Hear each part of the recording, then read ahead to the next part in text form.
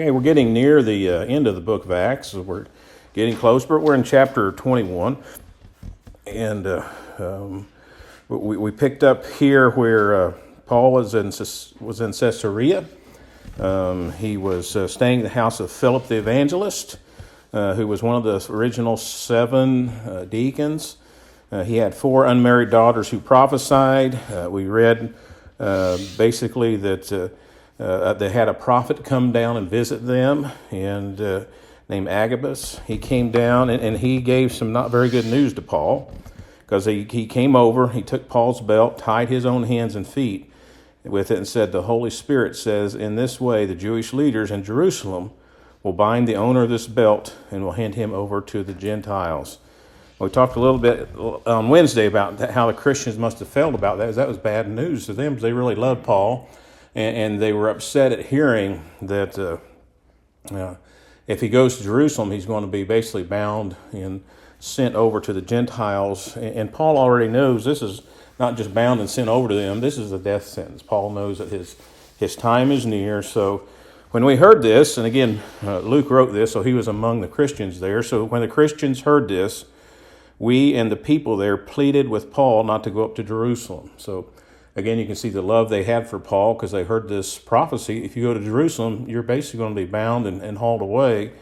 And Paul, they're asking him to reconsider, since we know what's going to happen. So then Paul answered the crowd and those who were begging him to stay. He says, "Why are you weeping and breaking my heart? I am ready not only to be bound, but also to die in Jerusalem for the name of the Lord Jesus." So again, we know that Paul knows his death is near. He doesn't know when, he just knows it's getting closer. And he says, "I'm ready to go to Jerusalem. I'm ready to be tied up and bound in Jerusalem, and I'm ready to die in Jerusalem. But why are you crying for me?" He's asking the crowd and Luke and all those there. He says, "You're breaking my heart." What is it that's breaking Paul's heart? He said, "You're breaking my heart." Their sorrow. Yeah, their sorrow. He doesn't like to see them sad. And when I find out another thing, this gives you insight into Paul. Paul is always more concerned about the eternal than the temporary. He's always more concerned about others than himself. Because you see here, Paul is more concerned about the others than himself. He's upset because their heart's broken. He's the one that's going to get killed, but he's upset because they're sad over it. And if you put yourself in Paul's shoes, how difficult would it be knowing, if I go down to, let's say this, the Spirit has told you, if you're going to go down to, let's say, Birmingham. In Birmingham, you're going to be bound and taken away. How would you feel about going down to Birmingham? Yeah, you'd be a little bit nervous about going down. The other thing is, what impact do you think the love shown by the other believers had on Paul? It strengthened him. Yes, I agree. I think it strengthened, it encouraged him. And the other thing to think about is, what impacts does it have on you when you know your fellow brothers and sisters in Christ are praying for you? I've been in situations where I know that was happening, and it's amazing the strength you get all over, the strength that comes over you when you see brothers and sisters praying for you. But the big question here is, knowing Paul, do you think Paul's going to be persuaded to not go to Jerusalem? No, why not? He's doing the will of God. Paul is following the will of God, and we see that in verse 14. It says, "When he would not be dissuaded, we," which is Luke and all those that are trying to get him to stop, "gave up and said, 'The Lord's will be done.'" What decision did those warning Paul just make? Remember, they were begging him not to go, and now they've quit, and they're saying, "The Lord's will be done." What did they decide to do? Encourage him. Yeah. Yeah, they decided to follow God instead of their heart. Yeah. Their heart was wanting Paul to stay, but they knew God's will was for Paul to go. So they gave up on their heart. They denied themselves and said, "Okay, if it's God's will." And Luke's the one that said "we." I wonder if Luke remembered the word spoke by Peter in Matthew 16. And we see this in Matthew 16, 21 through 23. Very similar situation, except this time it's Jesus. It says, "From that time on, Jesus began to explain to the disciples that he must go to Jerusalem and suffer many things at the hand of the elders, the chief priests, and the teachers of the law. almost identical to Paul's situation. He said, I've got to go down to Jerusalem. They're going to bind me in chains and haul me away. And then Jesus said, in that he must be killed on the third day. He's going to be raised alive. Well, Paul knew that when I go down there, they're likely going to kill me. So look what Peter did, the very same thing that Luke and the others did.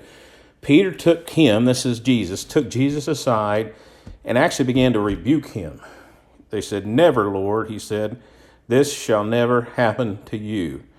What motivated Peter to say that?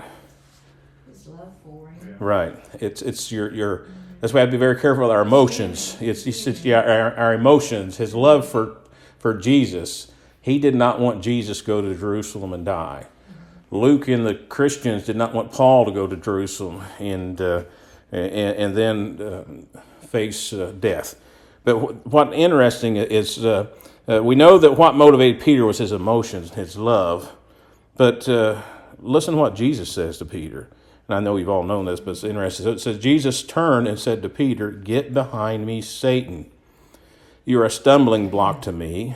You do not have in the mind the concerns of God, but the concerns of man. What is Jesus telling Peter there? Why is he calling him Satan? Right. Because anything that goes against God's plan is not of God. Anything not of God is from Satan. There's only two. We basically have to. We have to be slaves to one another, slaves to Christ or slaves to Satan. There's only two choices here. And the reason that Jesus said that, because Peter was acting on his own earthly emotions and was denying and not thinking about God's big plan. And sometimes God's big plan includes difficult times and death and things such as that. So that's why he said that. And that's what he's saying to Peter. He's telling Peter, don't let Satan distract me from God's plan. Don't let Satan tempt you to try to distract me from God's plans. So he's saying, God has this all planned out. Don't try and interfere with it because you don't like what God's plans are. And that's what it boiled down to. Just like whenever the Christians met with Paul and begged him not to go, they came to the realization, this is God's will. And that's what it said. If it's God's will, then we need to let him go because we don't want to stand in the way of God's plan. So when he would not be dissuaded, so we knew he wouldn't anyway, we gave up and said the Lord's will be done. So after this, so I guess that means Luke and all of them's going with him on our way up to Jerusalem. So here goes Paul into Jerusalem after being warned, if you go to Jerusalem, you're going to be bound. They were over in Caesarea, which is on the coast, and they're going to travel to Jerusalem. What's interesting, most of the time they'll say up to Jerusalem. Usually you think you're going south, you go down, but the reason they say that, Jerusalem is up on kind of a hill, and they always say going up to Jerusalem no matter what direction you were heading from. So they were going to Jerusalem from Caesarea, and it's about a 60-mile trek to get from Caesarea to Jerusalem. So there was some of the disciples from Caesarea accompanied us. So he's telling us it's not just Luke and Paul, but there's some of the church there. Some of the Caesarean church, the Christians there, accompanied them to Jerusalem and brought us to the house of Mnason, where we were to stay. He was a man from Cyprus and one of the early disciples. So they're going to this early disciples' house and spending time there on their way up to Jerusalem. So when we arrived at Jerusalem, the brothers and sisters received us warmly. Obviously, they looked forward to seeing him. So the next day, Paul and the rest of us went to see James, and all the elders were present. I don't believe there's some question, is this all the elders in the entire church or just all the elders in Jerusalem? I think it's just the elders in Jerusalem, but regardless, all the elders gathered with them when they went to see James. The only thing I want to note here is we're seeing a transition of authority in the church from Paul and the apostles to the elders. And the reason behind that, I think, is because the Paul and the apostles' times are short. And God knows that eventually they're going to die. And we need to raise someone up to fill their shoes, which are the elders. And that's why I think that is. I think you're seeing a transition because Paul's getting close to death. So they're transitioning away from the leadership by the apostles to the leadership by the elders. It says, Paul greeted them and reported in detail what God had done among the Gentiles through his ministry. So what is Paul reporting on? What's he updating the elders on? His ministry and his mission trips. Right. And at our previous church, we had a missions meeting in Indiana. And every month we would have a missions teams gather, and we'd often invite missionaries to come in and tell what was going on. That's exactly what happened here. Paul the missionary returned to the home church in Jerusalem, and he was telling them of all the apostles in the church there, basically giving a missions report. He was telling them all that they were doing, and all that, not what necessarily they were doing, but look who he says is doing it. Who's Paul? God. And that's another thing I like about Paul. He always recognized it was God doing all this. It was not him, it was God. So he greeted the elders, gave them a missions report, and all that God was doing with him among the Gentiles. And I think it's important to note that too. He's talking about how God's moving in the Gentiles. And that's who Paul basically, he started teaching the Jews. They rejected him. Then he went for the Gentiles. And he's given a missions report on his missionary journey and the impact God has had on the Gentiles. And again, what we can learn from that is it's so easy to take credit for what we do, but we shouldn't. We need to give God the credit. It's God that's doing all the work. It's not Paul. And Paul recognizes that. And he says, when they heard this, they praised God. Then they said to Paul, "You see, brother, how many thousands of Jews have believed, and all of them are zealous for the law." That term thousands is actually translated from a Greek word myriads, which means that a number so large as uncountable. So regardless what they're saying is that there's not only has the Gentiles responded, but also thousands of Jews, almost too numerous to count, have believed. And all of them are zealous for the law.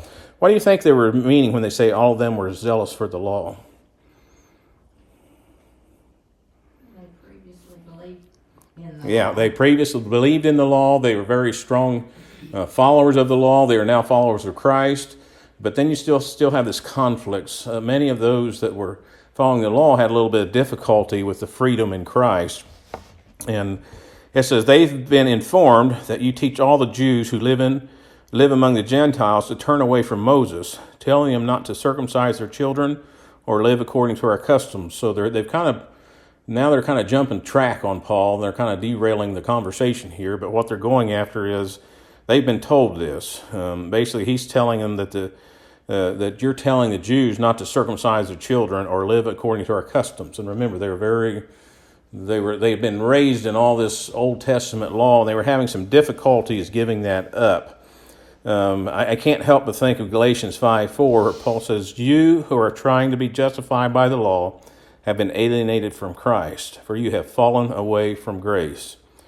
So what's Paul's telling them in this verse, and what we need to understand is, yes, they were strong followers of the law, but that old covenant has changed. There is now a new covenant. So there's still many of those Jews having difficulty transitioning away from the old covenant to the new covenant.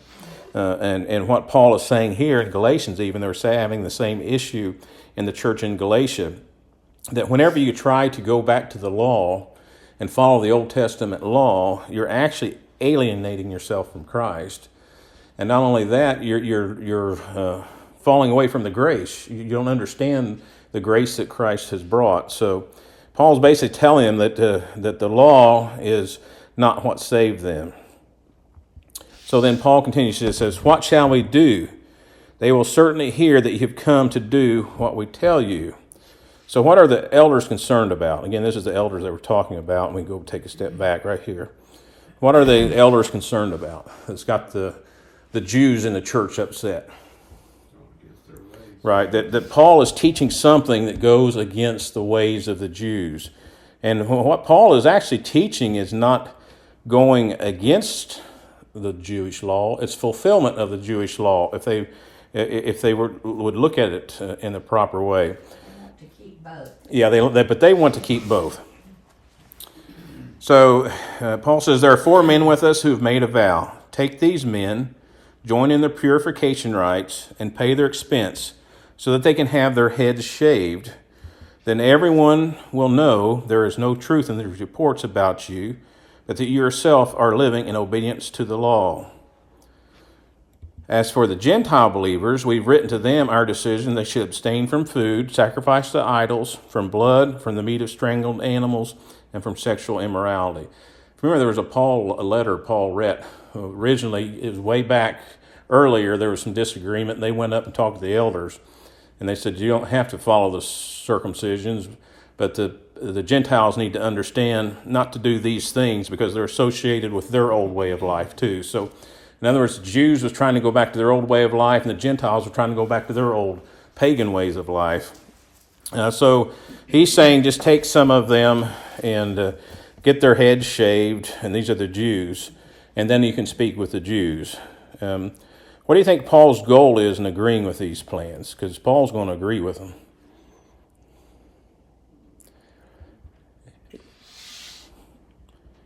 Because if we look here, it says, the next day Paul took the men and purified himself along with them. Then he went to the temple to give notice of the date when the days of the purification would end. The offering would be made for each of them.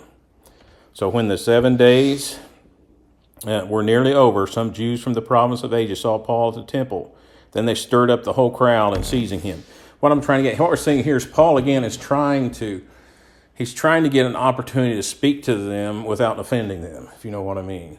The law was not required, but he's saying, okay, if you want me to get cleansed to talk to you, I'll get cleansed. But we don't have to follow that old law. So he's trying to, basically, you see a heart for Paul to win the Jews over, as it always has been, along with the Gentiles. But he's willing to do what they ask just so he has an opportunity to speak to them. To get his foot in the door. Because it's not sinful to get your head shaved. It's not sinful to do what they're asking, but it is sinful to do that instead of following Christ. But what he's doing is he's, okay, I'll jump through the hoops if you just give me an opportunity to speak to you. But that didn't even work, because look what happened. Then they tried to get into the temple, and then they seized him. They're shouting, fellow Israelites, help us. This is the man who teaches everyone everywhere against our people and our law in this place. And besides, he's brought Greeks into the temple and defiled this holy place. So look what they're accusing him of. They're accusing him of attacking their people, attacking their law, attacking the very temple, and then bringing Greeks or Gentiles into the temple to defile it. So there's kind of the 4 things. Has Paul done any of these things? No, he has not. Does this remind you of Satan in the garden, where he's distorting things, he's distorting facts, he's distorting the truth? That's what we see going on here. And this is why they're saying that he was taking Gentiles, which is an absolute lie. But this is why they're saying he was taking a Gentile into the temple and violating their rules. They had previously seen Trophimus and Ephesion in the city with Paul, and assumed that Paul had brought them into the temple. So again, we see some of that even going on today. People they assume things, and next thing you know, what they think happened, which really didn't happen, now has become fact, and the word gets spread that this happened. Well, it did not. These were all lies. And what happens when we make assumptions? It's usually wrong. And not only that, I think Satan's behind a lot of that at times, because it's just a way to get us to justify something that's not true. And that's why who wants us, I think that's one of Satan's tools. And as a matter of fact, Proverbs 18:2 says this, fools find no pleasure in understanding, but they delight in airing their own opinions. And boy, is that ever true. And we see more and more of this going on today. Can you think of a way that incorrect assumptions have caused damage? A lot of people have been hurt by it. A lot of people have been hurt by it. Just watch the media. I mean, look at the spin they put on everything, and things that intentionally are not correct, but the people believe it, and it causes all kinds of damage. And you all watch the Fonz, Happy Days?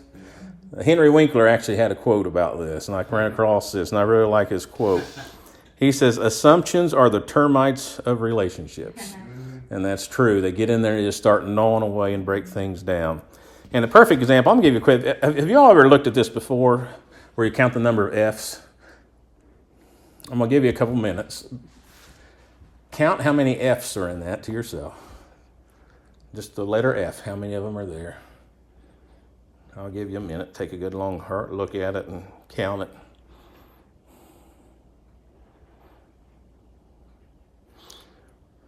Everybody got all the F's counted? Okay, how many do you think there are? Three. How many do you think? Three? How many do you think, Janie? Wow. I was looking at 6. Six? Oh, goodness. Yeah, I don't even know. Of course, I'm half blind, so You're actually the one, there's only, I think 5% of the population will find 6. There's actually 6. Oh my goodness, I was wrong. Yes, most people. So you're it. Yeah, so you're it. Yep. Yep, because here's 1, here's 2, here's 3, here's 4. Most of them miss the of. There's 5, Yeah. and there's 6. Well, that's the For- rate you live by. Yeah, that's why I'm saying most people, they blow over the short words, so they don't see the of. And average, I think it's like 3 to 4 is what most people will see when they first look at that. Because like I said, when you read something, the words that are more significant stand out to you, Yeah. and the ones that typically are least significant don't. And so there is 6 there, and you did X. I don't. You're one of the top people. I've given this before, and very few people have ever said 6. Most will say 3 to maybe 4. The point I'm making about that is you just read that. After you just read that, I asked how many there were. You said 3. I could easily then started saying, well, there's only 3 there, because you assumed there were 3, Yeah. because you assumed you were correct. But there's actually 6. So that's how. I assumed I was wrong. Yeah. You were right. We skipped over all the Yeah, loves. yeah, and that's what most people do. So it works. Again, the whole point of this is, It takes that yeah. time. Leave out the little yeah, words. We worked in a world you had to read it quick. yeah. I know. I'm the same way. Yeah, yeah. And so, that's not common. I mean, it's very rare for anyone to find all 6. It's rare because most people will skip over the ofs. It's just the way our brain works. So, You never read it. oh, you didn't read it? No. You Oh. said Oh, that's why. Oh, okay. So that's probably what it was. Yeah. When you said Yeah, I should have said read it first. Yeah. Read it, then look for the He S. cheated. No, that's okay. No, that's exactly what he said. Yeah. You follow directions. Yeah. Yeah. He Follow directions. said, look for the F and tell me how many F's. He did not tell me to read it. Right. So when that's what he said, that's You're a what good student. Yeah. Yeah. Most people will read it, and most people, like I said, I've said the same thing, and very seldom do I see 6, because most people read through it and then they try to find the S. But the bottom line is, it shows you how sometimes our assumptions can be wrong, and how that we really need to know all the facts before we start saying something's a fact that's not a fact. And again, if I could just tell that to our news channels and things, it would help us a lot. So the whole city was aroused because they're upset at the lies they told against Paul. And the people came running from all directions. Seizing Paul, they dragged him from the temple, and immediately the gates were shut. They were trying to kill him. News reached the commander of the Roman troops that the whole city of Jerusalem was in an uproar. So what were they wanting to do to Paul? Yeah. Yeah, they wanted to kill him. They were literally wanting to beat him to death. They were wanting to kill him.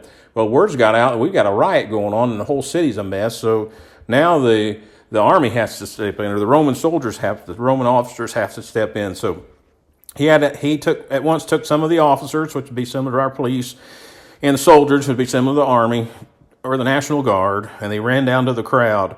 When the rioters saw the commander and the soldiers, they stopped beating Paul. So they were beating him to death. They were going to kill him. And why did they stop beating Paul? What stopped them? They didn't want to be arrested. Right, the police showed up. The police and the National Guard showed up, and they stopped beating Paul. So the police officers have now showed up on the scene. What do you think would have why do you think they would? I should have said what. What do you think they would have done to Paul if the cops did not show up? Yeah, they were killing him. They were beating him to death. So then the commander came up and arrested him and ordered him to be bound with 2 chains. Then he asked who he was and what he had done. So what happened to Paul now? He's in prison. He'd just been arrested. So they showed up. They saw this big riot. They assumed Paul was the reason for the riot. They saw they were beating him to death, so they broke it up. They've now arrested him. Some in the crowd shouted one thing and some another. And since the commander could not get at the truth because of the uproar, he ordered that Paul be taken into the barracks. Isn't it funny whenever you have these riots and these uproars that you can have the news media go around and ask them, and most people don't know why they're even there, or one's shouting one thing, one's shouting something else, and that's exactly what happened here. So they're now taking Paul, they've arrested him, and they're taking him back to see, basically to the police station. They're taking him bound to talk to the police sergeant, the commander of them, to see what in the world is going on. So when Paul reached the steps, the violence of the mob was so great he had to be carried by the soldiers. The crowds that followed kept shouting, "Get rid of him." I want to point something out here. It depends on how you read this, and I've seen different commentators comment on this. But it says, when Paul reached the steps, the violence of the mob was so great he had to be carried by the soldiers. There's two schools of thought. One is the mob was still trying to fight against him, but I think to me, what makes more logical sense was they'd already kind of stopped fighting once the police got there. I think it says, because the violence of the mob was so great, I think he was beat so bad, they had to help him. Yeah, they had to carry him because he was beat. Exactly. So I think that's what we're seeing there. When they reached the steps, he couldn't even walk up the steps because he'd been beaten so bad, so they actually had to carry him. And the reason I say it says the crowd that followed, so that doesn't tell me they're still beating him. The crowd that was following them kept shouting, "Get rid of him." So they almost beat him to death, to the point that the officers actually had to carry him into the police station to be talked to, or back to the barracks. So that's what's happening now. So as the soldiers were about to take Paul into the barracks, he asked the commander, "May I say something to you?" What would be on your mind if you were in that situation? You're beat half to death, they're trying to arrest you. What would you be wanting to tell them? It wasn't me. Why are you doing this? I'm an innocent person. And what do you think Paul's wanting to say? Well, we're getting ready to find out, because he wants to speak to not just those arresting him, but the crowd. "Do you speak Greek?" he replied. "Aren't you one of this is the arresting officers. He says, because Paul said, "I want to say something." He said, "Do you speak Greek? Aren't you the Egyptian who started a revolt and led 4,000 terrorists out into the wilderness some time ago?" It's interesting. How does the Roman government view the church there? Terrorists. He views them as a terrorist organization. So that's how the Roman church views that. How does some of our own nation view the church? Terrorists. They choose. They are. Some unfortunately view us as that, which clearly we are not. Paul answered, "I am a Jew from Tarsus in Cilicia, a citizen of no ordinary city. Please let me speak to the people." So what was the people wanting to do to Paul? What were they trying to do? Kill him. He was beat so bad he couldn't hardly even walk. So why does Paul want to speak to them? He knows they still need Christ. Yes, exactly. He still is wanting to witness to the very group that killed him, or that were trying to kill him. Eventually the Romans do kill him. But after receiving the commander's permission, Paul stood on the steps and motioned to the crowd. When they were all silent, he said to them in Aramaic. So I picture him standing up and making a motion or something. "Sit down, I'm going to talk." It's interesting, Scripture points out specifically that he is speaking to them in Aramaic. Why do you think Paul spoke to the crowd in Aramaic? Because they all understood that. That's absolutely correct. Aramaic was the common language of the Jewish common people. Now the Jews, they spoke the Hebrew, those that were the upper Jews, but your common, ordinary Jewish people who were in the crowd trying to beat him to death, that was their common language. And Paul was going to speak to them in Aramaic, which would allow him to better connect with the crowd. Again, that's what Paul was always trying to do, trying to connect. We just saw that earlier, where he went to get his head shaved or purified just so he could connect with them. Paul was really attempting to make them realize he was one of them.